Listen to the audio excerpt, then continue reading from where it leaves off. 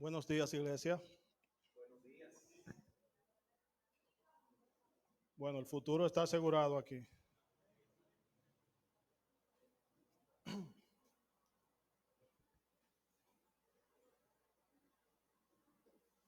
Dios les bendiga a todos. Qué bueno ver esa nueva generación de adoradores en el día del Señor, donde millones de personas alrededor del mundo están adorando a Dios en este momento. Es un privilegio y una responsabilidad ser parte de ese cuerpo.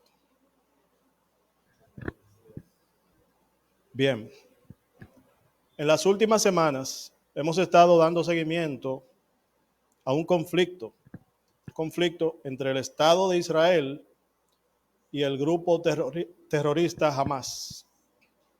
El pasado 7 de octubre, este grupo se infiltró desde la frontera sur de Israel y cometió una masacre en donde murieron, más de 1,000 personas. Cientos fueron secuestradas y a partir del 11 de octubre inicia un contraataque del Estado de Israel sobre la Franja de Gaza en retaliación por este ataque terrorista. Y ya los muertos se cuentan por miles en ambos lados.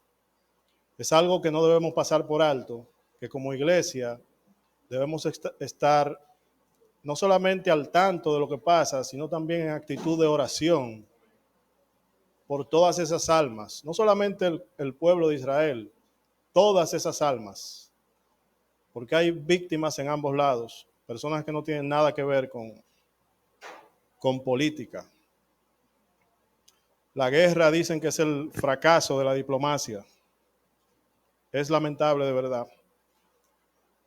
Especialmente cuando los conflictos bélicos, los conflictos armados, incluyen asedios o invasiones a poblaciones civiles, ya sea por parte de ejércitos nacionales o por parte de grupos paramilitares o terroristas, como es el caso de Hamas. Siempre la guerra, el drama de la guerra como que aumenta cuando se dan este tipo de cosas, este tipo de invasiones o asedios. En la Biblia hay muchos ejemplos de asedios. Un asedio es una invasión militar, una ocupación militar por parte de un ejército o un grupo armado a una población, ya sea para conquistarla o para destruirla. Algunos ejemplos, los más conocidos, el asedio al reino del norte, el reino de Israel, cuyo epicentro fue Samaria, y en el reino del sur, los babilonios hicieron lo propio. Más adelante. Hoy vamos a meditar en una historia que por la belleza de su mensaje, un mensaje de redención, de fe, de esperanza y perdón de pecados, a veces hace que lo idealicemos. A veces idealizamos tanto esta historia que nos olvidamos de ese contexto. El contexto de la historia que vamos a ver el día de hoy es precisamente el preámbulo de un asedio. Un asedio que ocurrió esta vez por parte del pueblo de Israel a una ciudad llamada Jericó. Hoy vamos a ver un mensaje que hemos titulado El cordón de grana. Me imagino que todos conocerán esta historia. Para entrar un poco más en contexto, luego de 40 años vagando por el desierto, guiados por Moisés, una nueva generación de israelitas logra por fin llegar a la tierra prometida. Guiados esta vez por Josué, recordemos que ni Moisés ni esa generación ingrata que salió de Egipto lograron pisar la tierra prometida. Fue una nueva generación la que llegó guiado por Moisés, ya un nuevo liderazgo diferente. Dios prepara líderes para cada misión. Para la liberación de Egipto se necesitaba un liderazgo profético, espiritual. Para la conquista de la tierra prometida, Ya se necesitaba un liderazgo más táctico, más militar. Nada de lo que pasa en la Biblia es casualidad. Entonces Dios levanta a Josué, quien tomó el lugar de Moisés como líder y guía, y empieza, desde que llegan a la ribera del Jordán, empieza a poner en práctica lo aprendido de su mentor Moisés. Josué, emulando una acción realizada por Moisés años atrás, envía 2 espías a explorar la tierra, a explorar específicamente no solo la tierra de Canaán, sino muy especialmente la ciudad de Jericó, que era una ciudad amurallada, muy bien resguardada.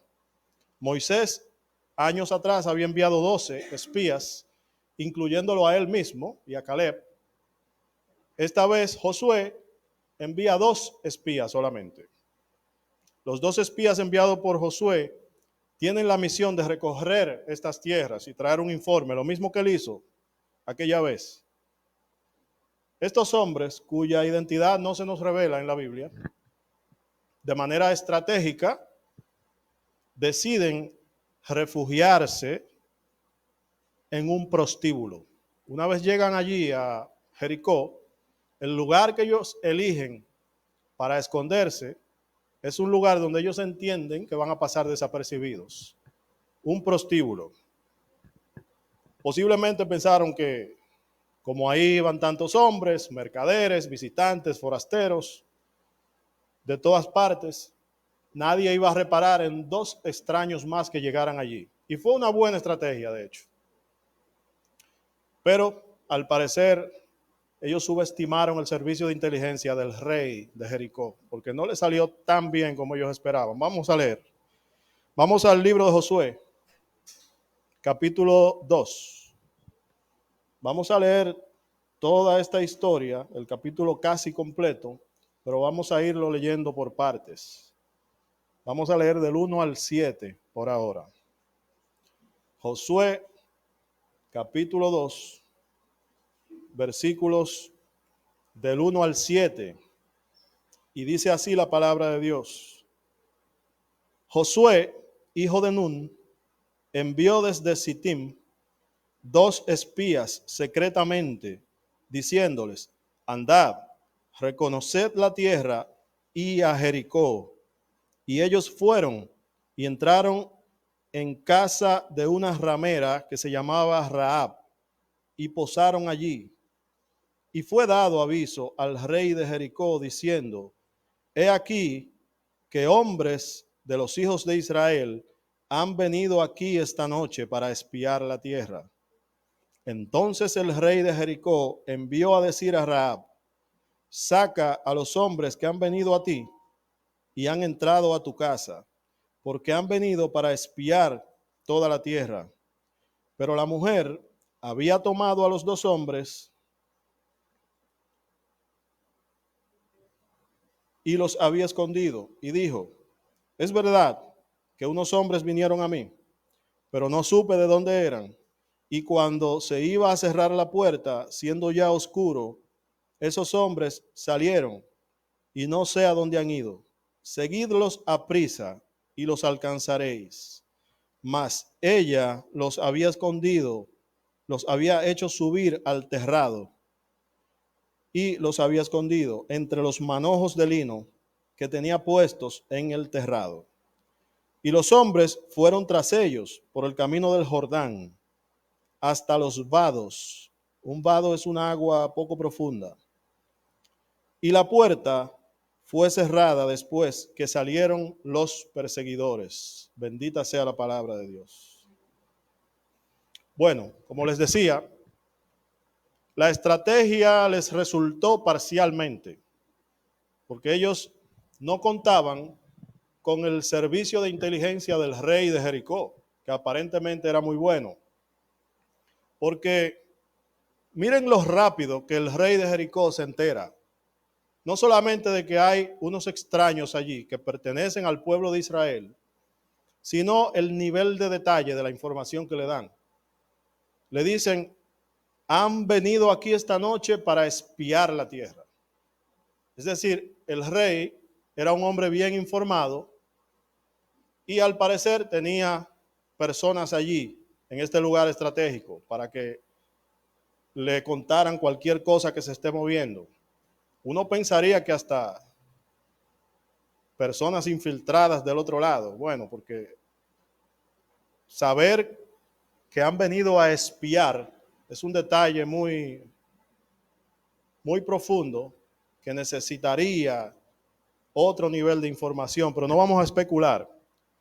El rey de Jericó se enteró de que ellos estaban allí y mandó a buscarlos. Rahab, la mujer que lo escondió, la que administraba ese lugar, que vivía allí, una ramera, una prostituta, los esconde en el terrado, eso es como una terraza, y los protege aún poniendo en riesgo su propia vida. Algo muy raro. Cuando esta mujer es emplazada para que saque a esos hombres y los entregue, ella dice con toda seguridad, es cierto, vinieron unos hombres, pero ya se fueron. Obviamente una mentira. Vinieron unos hombres, no sé de dónde eran, pero ya se fueron. Incluso ya les dice, si se apresuran, puede que los alcance. Váyanse, se fueron por ahí. Miren cómo los mensajeros del rey ni siquiera la cuestionan. No se detienen ni un momento a pensar que ella pudiese estarle mintiendo. Porque es que si aplicamos la lógica humana, ella no tendría ningún motivo para mentir. ¿Qué motivo tendría que tener una habitante de Jericó, una ciudad totalmente amurallada, bien resguardada, para proteger a unos espías invasores? ¿Qué motivo? Una mujer que vivía ahí, que tenía raíces ahí, que tenía familia. Ninguno, por eso ellos ni siquiera la cuestionan. Tampoco cuestionan el hecho de que unos extraños vayan a visitarla porque ella era una prostituta y ese lugar precisamente se prestaba para ese tipo de visitas. Sigamos leyendo. Versículo 8. Antes de que ellos se durmiesen, ella subió al terrado, ya se habían ido los perseguidores, porque ella los despistó, y les dijo, sé que Jehová os ha dado esta tierra, atención a esta palabra, sé que Jehová os ha dado esta tierra, porque el temor de vosotros ha caído sobre nosotros, y todos los moradores del país ya han desmayado por causa de vosotros. Porque hemos oído que Jehová hizo secar las aguas del mar rojo delante de vosotros, cuando salisteis de Egipto, y lo que habéis hecho a los dos reyes de los amorreos, que estaban al otro lado del Jordán, esto se narra en Deuteronomio, y a Sehón y a Og, a los cuales habéis destruido. Oyendo esto, ha desmayado nuestro corazón, ni ha quedado más aliento en hombre alguno por causa de vosotros, porque Jehová vuestro Dios es Dios arriba en los cielos y abajo en la tierra. Os digo pues ahora que me juréis, os ruego pues ahora que me juréis por Jehová, que como he hecho misericordia con vosotros, así la haréis vosotros con casa de mi padre, con la casa de mi padre, de lo cual me daréis una señal segura, y que salvaréis la vida a mi padre y a mi madre, a mis hermanos y mis hermanas, y a todo lo que es suyo, y que libraréis nuestras vidas de la muerte. Ellos le respondieron, nuestra vida responderá por la vuestra, si no denunciareis este asunto nuestro, y cuando Jehová nos haya dado la tierra, nosotros haremos contigo misericordia y verdad. Esto es un pacto, nada más y nada menos que un pacto, lo que se acaba de hacer aquí, entre los espías de Israel y Rahab la ramera, que los protegió, les salvó la vida. Rahab tiene solo dos conversaciones en la Biblia, y ya la hemos visto las dos. La primera, que fue con los que la interrogaron, con los emisarios del rey de Jericó, y esta segunda con los espías de Israel. Y en ambas conversaciones, ella nos deja ver rasgos de su personalidad. En la primera, la que tuvo con los mensajeros del rey, vimos, por ejemplo, que ella es una persona con arrojo, con osadía, con valentía, porque atreverse a confrontar a los mensajeros del rey y mentirles en su cara, escondiendo dos espías, para que tengan una idea, era como que en la Alemania nazi, un habitante cualquiera de una de esas ciudades escondiera a dos judíos y que vaya un oficial del servicio secreto de Hitler cuestionando, me dijeron que tú tienes dos judíos escondidos aquí, que por cierto son judíos también. Y ella en su cara le dijo que no, le habló una mentira y ellos se la creyeron y se fueron para donde ella los desvió. Eso muestra valentía y mucha osadía. Y en esta segunda conversación, la que acabamos de leer, la que ella tuvo con los dos espías, se nos muestran otras características de su persona, muchísimo más nobles, dignas de estudio. A saber, aquí vemos que Rahab, en primer lugar, tiene un gran conocimiento del carácter de Dios. Segundo lugar, tiene una fe inquebrantable en ese Dios. Y en tercer lugar, ella tiene un corazón intercesor.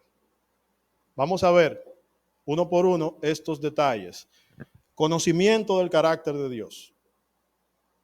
En el versículo 9, ella hace una afirmación. Sé que Jehová os ha dado esta tierra. Ella no dice, yo escuché por ahí que el Dios de ustedes les ha dado esta tierra, o se comenta por ahí que su Dios les ha dado esta tierra. No, ella dice, yo sé que Jehová, el Señor, os ha dado esta tierra. También dice en el versículo 10, hemos oído que Jehová hizo secar las aguas del Mar Rojo y lo que ustedes hicieron con los reyes de los amorreos, etcétera. Es decir, ella conoce las maravillas que Dios ha hecho con ese pueblo y ella tiene fe en ese Dios. Oyendo esto, ha desmayado nuestro corazón. Eso denota un temor a Dios. No solo conoce el carácter de Dios, sino que le teme a Dios. ¿Por qué decimos que ella tiene una fe inquebrantable? Bueno, en el versículo 11, en la segunda parte del versículo 11, en esta conversación, ella hace una de las declaraciones más bellas de toda la Escritura. Ella dice, porque Jehová, vuestro Dios, es Dios arriba en los cielos y abajo en la tierra. Qué afirmación tan hermosa, tan contundente. Es como una gran confesión de fe. Es algo así como tu pueblo será mi pueblo y tu Dios será mi Dios de Ruth. O mi casa y yo serviremos a Jehová de Josué. Dios es Dios arriba en los cielos y abajo en la tierra.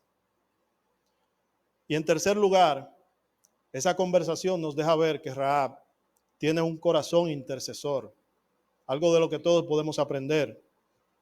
En los versículos 12 y 13, ella intercede por la vida de sus familiares ante un asedio inminente.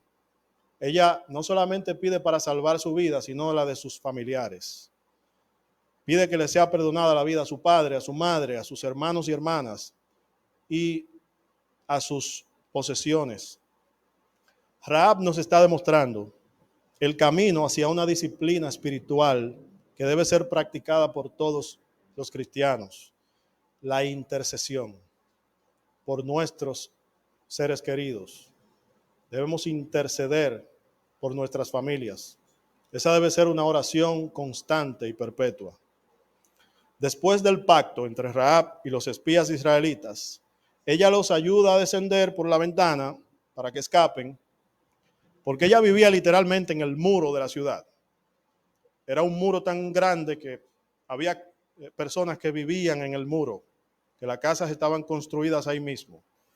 Ella cuelga una cuerda y ellos se escapan por ahí.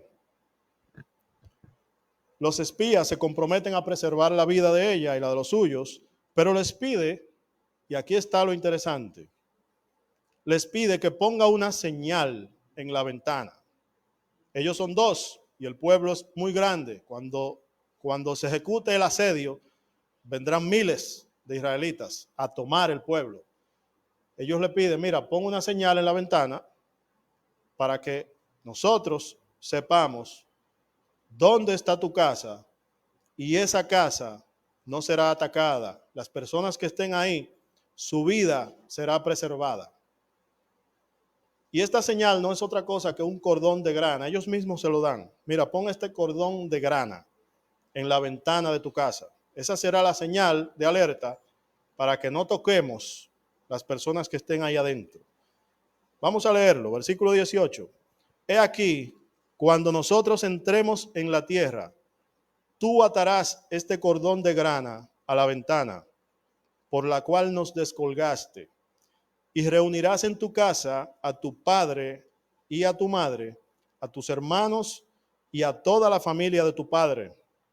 Cualquiera que saliere fuera de las puertas de tu casa, su sangre será sobre su cabeza, y nosotros sin culpa. Mas cualquiera que estuviese en casa contigo, su sangre estará sobre nuestra cabeza. Cuando en la Biblia ustedes ven esa expresión, quiere decir sobre mi conciencia o sobre su conciencia. ¿Recuerdan Romanos 12:20? Ascuas de fuego amontonarás sobre su cabeza. Esto es sobre su conciencia. Su sangre será sobre nuestra cabeza, si mano le tocare.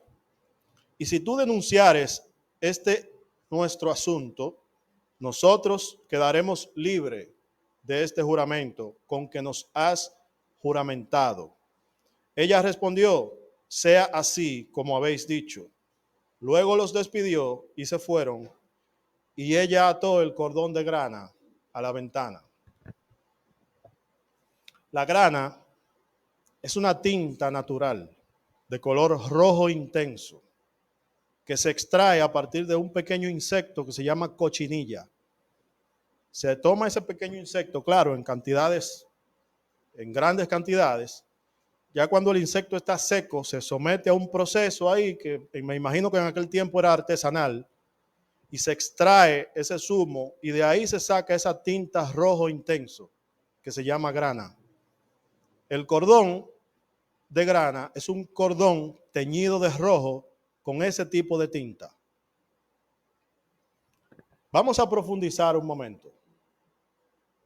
Piensen en una marca, en una señal de color rojo intenso, rojo sangre, puesta en una puerta o ventana que serviría de señal para que la vida de quienes habitan en esa casa no sea perdonada. Eso nos suena, ¿verdad? Nos suena como a Éxodo. Esto pareciera ser una recreación de aquella noche que se nos narra en Éxodo 12, en la que los hebreos pusieron la sangre del cordero pascual en los dinteles y en los postes de sus puertas para que cuando el ángel de la muerte pasara sobre Egipto, no atacara esas casas. La 10ª plaga. El cordón de grana nos recuerda esto. Pensaríamos, y mucha gente lo afirma, que el cordón de grana es una recreación de aquella noche. El cordón de grana realmente no es una recreación de esto, porque el cordón de grana en términos simbólicos apunta al futuro, no al pasado. Miren, en teología existen los llamados tipos de Cristo. Tipos de Cristo. Algunos aquí habrán escuchado este término, los que no. Un tipo en teología es un acontecimiento, objeto o persona que aparece en el Antiguo Testamento que de forma simbólica apunta a una realidad que se revela en el Nuevo Testamento. Eso es un tipo. Ahora, ¿qué es un tipo de Cristo? Un tipo de Cristo es un tipo que apunta a la persona de Cristo. Es decir, en otras palabras, un tipo de Cristo es un acontecimiento, objeto o persona que está en el Antiguo Testamento y que se revela en la persona de Cristo. La sangre del Cordero Pascual en los dinteles de las puertas aquella noche del Éxodo es un tipo de Cristo, porque apunta a la persona de nuestro Salvador. El cordón de grana es un tipo de Cristo también. La sangre derramada por Cristo en la cruz del Calvario es nuestro cordón de grana. Es esa señal que nos reviste, que nos preserva, que nos salva de la muerte y de la condenación eterna. Es que incluso el tipo de tinta, señores, el tipo de tinta que se usó tiene un significado. El tipo de tinta con el que se tiñó en algún momento ese pedazo de cuerda, ese cordón de grana. Yo no soy un experto en técnica textil, mucho menos de aquellos tiempos, pero yo supongo que había diferentes tipos de tinta. Para extraer una tinta roja, me imagino que había diferentes técnicas, pero Dios en su providencia, porque los planes de Dios son tan perfectos y Él cuida de cada detalle, Dios quiso que aquella cuerda estuviese teñida con tinta de grana. Yo les había dicho que la grana se extrae a partir de una técnica que incluye un pequeño insecto que se llama cochinilla. Lo pueden buscar por ahí. Todavía se utiliza hoy en día. Para obtener la grana, para obtener la tinta roja con la que se tiñó aquella cuerda, un ser viviente, muy pequeñito, pero un ser viviente, dio su vida. En Éxodo se sacrificó un cordero. Aquí en Josué se sacrificaron miles de pequeños insectos llamados cochinilla para obtener esa tinta, que es la grana, teñir ese cordón y ponerlo como señal en la ventana de Rahab para salvar su vida y la de su familia. Algo tuvo que dar su vida por la vida de Rahab y su familia, al igual que el Cordero Pascual. Al igual que en aquella noche, el cumplimiento de esto es Jesucristo. Por eso decimos que el cordón de grana es un tipo de Cristo. Estamos ante una mujer que habitaba en una ciudad que sería declarada por Dios como anatema. La ciudad de Jericó fue declarada anatema. Anatema quiere decir que está bajo maldición, así como estuvo Sodoma y Gomorra en su momento y fue asolada, fue destruida. Así fue destruida Jericó. Solo que no cayó fuego y azufre del cielo, sino que Dios utilizó al pueblo de Israel como instrumento para destruir esta ciudad anatema. Y esta mujer no solamente era habitante de esta ciudad, sino que entre los habitantes de esta ciudad, ella pertenecía a lo más bajo. Era una mujer prostituta, una ramera. Sin embargo, Dios escoge a esta mujer para sus propósitos. En medio de esta ciudad anatema, esta mujer, que además es ramera, nos da una lección de conocimiento del carácter de Dios, de una fe inquebrantable y de un amor intercesor por sus seres queridos. Esta mujer, que luego del asedio de Jericó se integra al pueblo de Israel, más adelante se casa con uno de los príncipes de la tribu de Judá, llamado Salmón, y tienen un hijo que se llama Booz. ¿Le suena, verdad? Y este Booz se casa con Ruth, tienen un hijo que se llama Obed. Obed tiene un hijo que se llama Isaí, e Isaí tiene un hijo que se llama David, el rey David. Y nuestro Señor Jesucristo es descendiente en su encarnación, nada más y nada menos que de ese linaje que empieza por ahí, por Rahab, una ramera de una ciudad anatema. Nos guste o no, eso está en la Biblia y eso es verdad. Y eso debe golpear nuestro orgullo, ese orgullo judaico, eso debe aniquilarlo por completo. Dios tomó una prostituta, la perdonó, la adoptó como su hija y la convirtió en una princesa de su pueblo.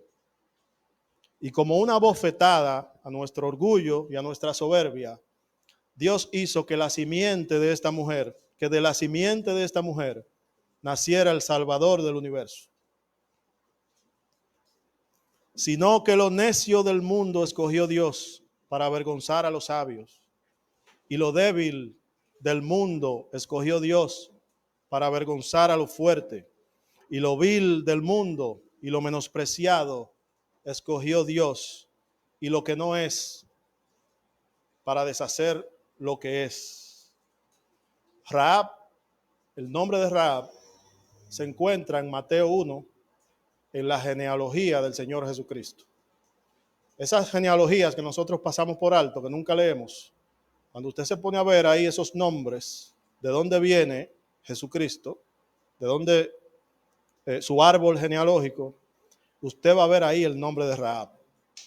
Pero también va a encontrar el nombre de Rahab en un pasaje que se conoce como el Salón de la Fama de la Fe, en Hebreos 11, donde se menciona junto a personas como Abraham, por ejemplo. Porque Abraham por fe hizo esto, esto y aquello. Y ahí, entre otras cosas, dice, porque igual que Rahab, quien por fe hizo esto, esto y aquello. La vida de Rahab debe ser un testimonio de redención, de perdón de pecados y de que los propósitos de Dios son eternos y trascienden a nuestra voluntad, a nuestra sabiduría y nuestro conocimiento. Vamos a orar. Padre, gracias.